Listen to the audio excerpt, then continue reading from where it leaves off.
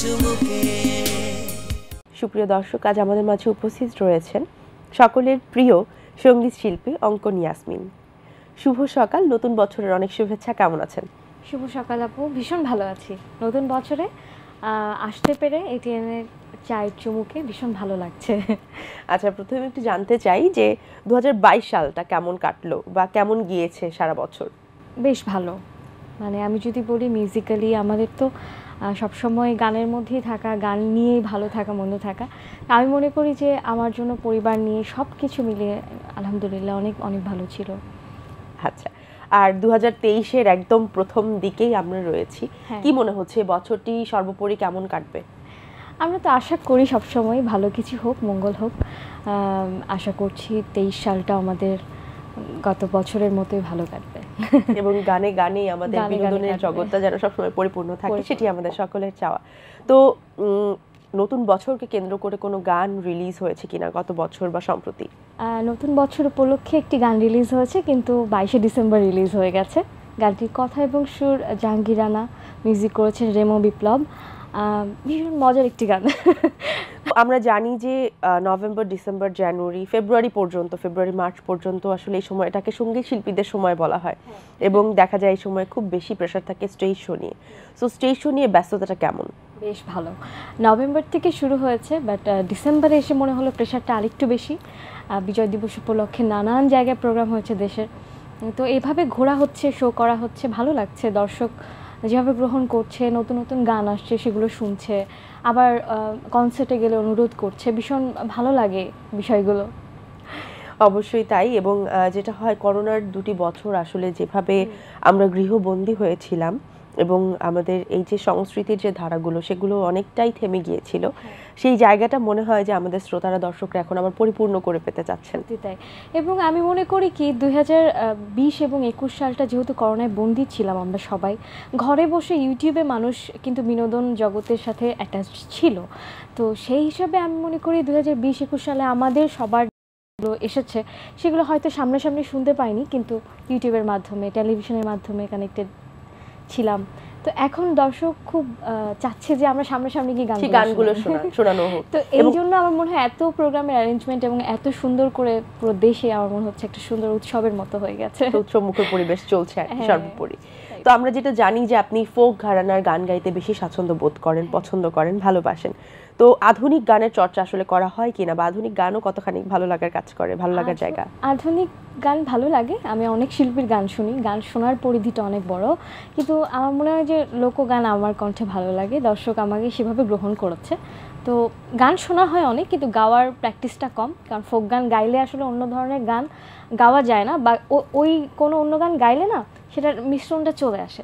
তো আমার মনে হয় ফোক গানের মধ্যে শুধু থাকলে সেটা আয়ত্ত করলে আরেকটু ভালো করা যায় কিভাবে, সেটা মানে মাটির গান যেহেতু কণ্ঠে একটা আলাদাই ব্যাপার, সেটার পরিচর্যাটা একটু বেশি করতে হয়, বেশি আলাদা। হ্যাঁ, তো আমরা কম বেশি সবাই জানি আপনার ফোক গানের প্রতি ভালোবাসার যে গল্পটা, সেটা তারপরে একটু ছোট করে শুনে নিতে চাই যে ফোক গানের প্রতি ভালোবাসাটা কিভাবে তৈরি হলো। ভালোবাসা ছিল ছোটবেলা থেকে, ওই যে পরিবার থেকে আব্বু আম্মুর গান, তারপর গান শেখায়, এবং তখন থেকে আমি লালন সাহেজির গান করি। তো লালন সাহেজির গান করতে করতে একসময় অর্থ বুঝি না, তারপরেও গাই। তো আব্বু বুঝিয়ে দেন যে খাঁচার ভেতর অচিন পাখি অর্থটা হচ্ছে এইটা। তো এইভাবে গাইতে গাইতে একসময় লালন গীতি ভালো লাগতে শুরু করলো, বিভিন্ন গীতিকবি যারা আছেন সবার গান গাইতে শুরু করলাম। আমার কণ্ঠে লোকগান পছন্দ করে মানুষ, সেইটা আবার বুঝতে পেরেছি আমি রিয়েলিটি শোর মাধ্যমে। আরও রেসপন্স দেখলাম যে মানুষ যে রিয়েলিটি শোতে যে গানগুলো গিয়েছিলাম সেগুলো এখন অনুরোধ করে, গাইতে বলে যে তুমি যে ওই যে প্রতিযোগিতায় গিয়েছিলে আরেকবার গাও। তো এই গানগুলো দিয়ে ভালোবাসা আরও বেশি পেয়েছি। তো আমার মনে হয় যে এইভাবে যদি এই গানেই থাকতে পারি, লোকগান করে যেতে পারি, আর নতুন আয়োজনে করতে পারি, অনেক গান যেগুলো অনেক পুরনো হয়ে গেছে, হারিয়ে যাচ্ছে, হ্যাঁ, সেগুলো নিয়ে আসা নতুন করে যদি সকলের সামনে তুলে ধরা যায়। তো কথা বলবো, গল্প তো চলতেই থাকবে। আমরা এখন একটি গান শুনে নিতে চাই আপনার কণ্ঠে। ঠিক আছে, নীনা হামিদ আমাদের বাংলাদেশের কিংবদন্তি শিল্পী বলবো, তো ওনার একটি গান, সাগর কুলের না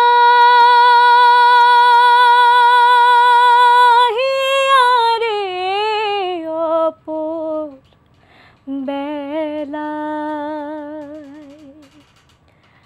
মাঝি কোথায় চলছো বাইয়া রে, অপর বেলায় মাঝি কোথায়। অনেক ধন্যবাদ আপনাকে। তো গান নিয়ে অনেক বেশি ব্যস্ততা, স্টেজ শো নিয়ে অনেক ব্যস্ততা, সেটা আমরা জানি। তো এর পাশাপাশিও যখন অবসরে থাকেন বা যখন একটু সময় পান নিজের জন্য, তখন কি করতে পছন্দ করেন বা কি করতে ভালোবাসেন? অবসর পাই না বললেই চলে, কারণ হয়তো স্টেজ শো নিয়ে বিজি না, তখন রেকর্ডিং সেশনে বিজি, অথবা টেলিভিশন লাইভ চলছে, রেকর্ডিং চলছে। তারপরে আমি শখের যদি ব্যাপার থাকে, সেটা হচ্ছে আমার বাসায় অনেকগুলো পাখি আছে, সেগুলো পালতে আমি খুব ভালোবাসি, গার্ডেনিং করতে ভালোবাসি। তো বাসায় যখন অবসরে থাকি তখন এগুলো নিয়ে থাকি। পাখি এবং গার্ডেনিং নিয়ে বেশি ব্যস্ত থাকা হয়। পরিবারকে সময় দেওয়া হয় কতটুকু, বা সময় দেওয়া হয় কিনা? আসলে গানে থাকতে গেলে কি হয় যে সবসময় কানেক্টেড থাকি। দেখা গেল কোনো একটা সাজেশন দরকার গানের বিষয়, তখন আমি আব্বুকে জিজ্ঞেস করি। তো পরিবারকে ওইভাবে ঈদের সময়টা স্পেশালি টাইম দেওয়া হয়, কিন্তু বাকি সময় তো দেখা যায় বাইরেই থাকা হয়, বা গ্রামে যখন ঈদ করতে যাই তখন সেই সময়টা আর কি পরিবারের সাথে কাটানো যায়। হ্যাঁ, এছাড়া তো গান নিয়েই ব্যস্ততা। তো নতুন বছরে মৌলিক গানের কোনো কাজের কথা চলছে কিনা, বা নতুন কোনো কাজের কথা হবে মৌলিক কিনা? গান আসলে আমার নিজের প্ল্যানে খুব কমই হচ্ছে। দেখা যায় যে অনেকে প্ল্যান করছেন, গীতিকবিরা প্ল্যান করছেন, তখন ফোন দিয়ে হয়তো গানটা শোনালেন, ভালো লাগলে তখন গায়, এরকম তো হুটহাট করে আসলে প্ল্যান হয়ে যায়। পরিকল্পনা করার আগেই সব হয়ে যাচ্ছে। মানে সকলের আবদারই বেশি, সেই আবদার অনুযায়ী কাজ করতে গিয়ে নিজের পছন্দ মতো বা নিজের একেবারে করে হয়তো বা করা হয় না।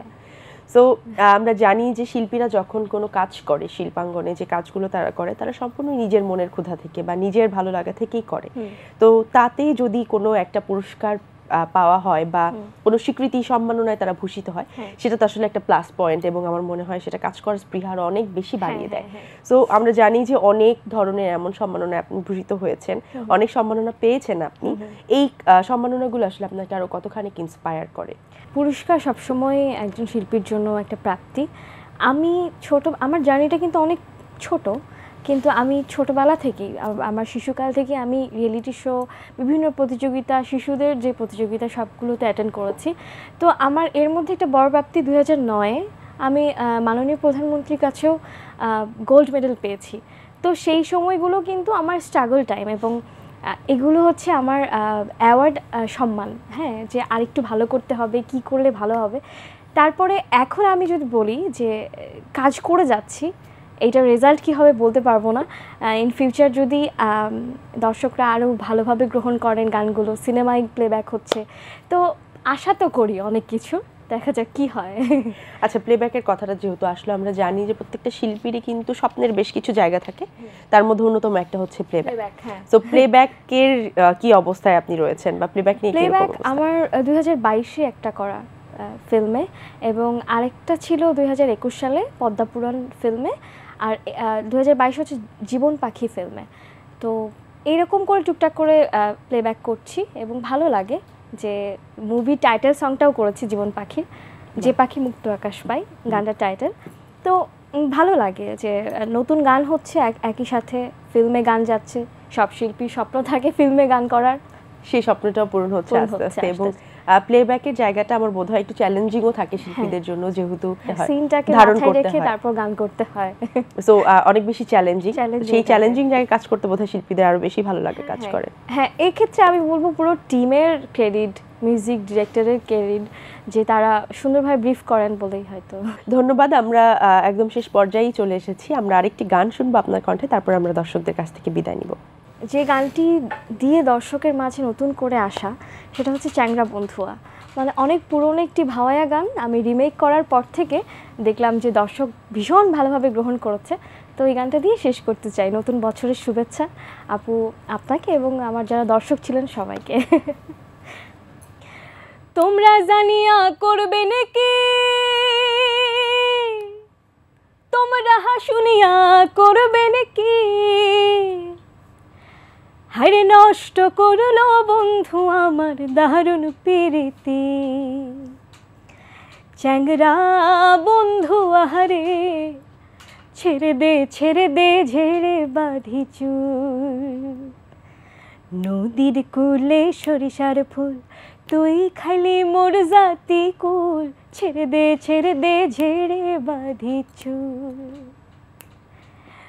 নদীর কূলে সরিষার ফুল, তুই খালি মোর জাতি কুল, ছেড়ে দে ঝেড়ে বাঁধি চুল, চ্যাংরা বন্ধু আহারে, ছেড়ে দে ঝেড়ে বাঁধি চুল, চ্যাংরা বন্ধু আহারে, ছেড়ে দে ঝেড়ে বাঁধি চুল। অনেক ধন্যবাদ আপু আপনাকে আরও একবার আমাদের আজকের আয়োজনে আসার জন্য, এবং নতুন বছরের অনেক শুভেচ্ছা আরও একবার চায়ের চুমুকের পক্ষ থেকে, এটিএন বাংলার পক্ষ থেকে। অসংখ্য ধন্যবাদ। দর্শক, আজ এখানে শেষ করছি। দেখা হবে আগামীকাল নতুন কোনো অতিথির সাথে। সেই পর্যন্ত সবাই ভালো থাকুন, সুস্থ থাকুন, আমাদের সাথেই থাকুন, দেশকে ভালোবাসুন। চায়ের চুমুকের এপিসোডগুলো youtube.com/এটিএন বাংলা প্রোগ্রামে গেলেই পেয়ে যাবেন। সাবস্ক্রাইব করে সাথে থাকবেন। আল্লাহ হাফেজ। দিন আসে দিন যায়, সময়টা চলে যায়, তবু আছি এই বেশ ভালো। জীবনটা রঙময়, যেভাবেই হওয়া চাই, নয় কভু সাদা কালো। এই আশাতে স্বপ্ন ভাসে, সুখ হাসে চোখে মুখে, চায়ের চুমুক